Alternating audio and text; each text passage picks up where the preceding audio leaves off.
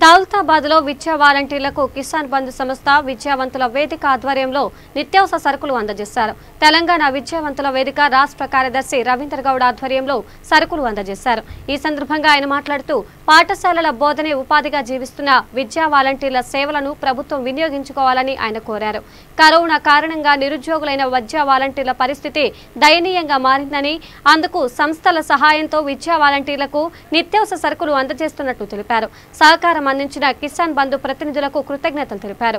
ప్రభుత్వ నిరుద్యోగులైన విద్యా వాలంటీర్లకు ఉద్యోగ భద్రత, ఉపాధి అవకాశాలు లేకపోవడంతో దయనీయంగా మారాయని ఆవేదన వ్యక్తం చేశారు. ఈ కార్యక్రమంలో తెలంగాణ విద్యావంతుల వేదిక జిల్లా నాయకులు బాకారం చంద్రశేఖర్, అనిల్ కుమార్, శ్రీహర్ రెడ్డి, కాశీపతి, విద్యా వాలంటీర్లు జిల్లా అధ్యక్షుడు వెంకటయ్య, మండల విద్యా వాలంటీర్లు రమేష్, సాయిలు, లక్ష్మణ్, నర్సింహులు, ఆనందులు పాల్గొన్నారు.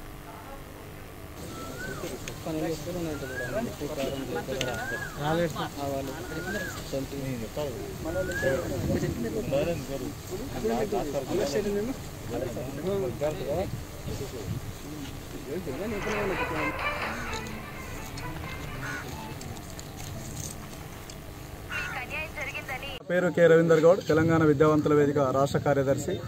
ఈ పాండమిక్ సిచ్యువేషన్లో చాలామంది ప్రజలు తమ జీవితాలను కోల్పోవడం జరిగింది, ఆర్థికంగా క్షోభించడం జరిగింది. అదేవిధంగా కుటుంబ బాంధవ్యాలు కూడా అస్తావ్యస్తమైనటువంటి సందర్భంలో ఈరోజు విద్యా వ్యవస్థకు సేవ చేసినటువంటి విద్యా వాలంటీర్లకు తెలంగాణ విద్యావంతుల వేదిక మరి కిసాన్ బంధు మిత్రులైనటువంటి సతీష్, స్నేహ, విక్రమ్ మరియు యశోధర్ వీళ్ళ ముగ్గురి సహకారంతో ఈరోజు బొమ్రాజ్పేట, కొడంగల్ మండలాలకు ఇచ్చినటువంటి విద్యా వాలంటీర్లకు చేయూత ప్రకారంగానే దౌలతాబాద్ మండలం కూడా, ఇది కూడా మాకు సమీపంలో ఉన్నటువంటి మండలం.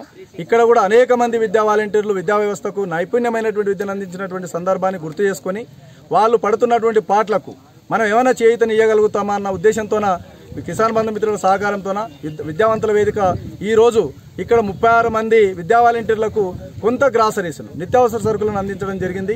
మరి నిత్యావసర సరుకులు వాళ్లకు జీవితానికి ఏమాత్రం సరిపడినవి కాకపోయినప్పటికీ కనీసం ఒక వారం రోజులకైనా మేము చేయూతనివ్వగలిగి నైతిక బలాన్ని ఇవ్వగలిగితే చాలన్న ఉద్దేశంతో ముందుకు రావడం జరిగింది.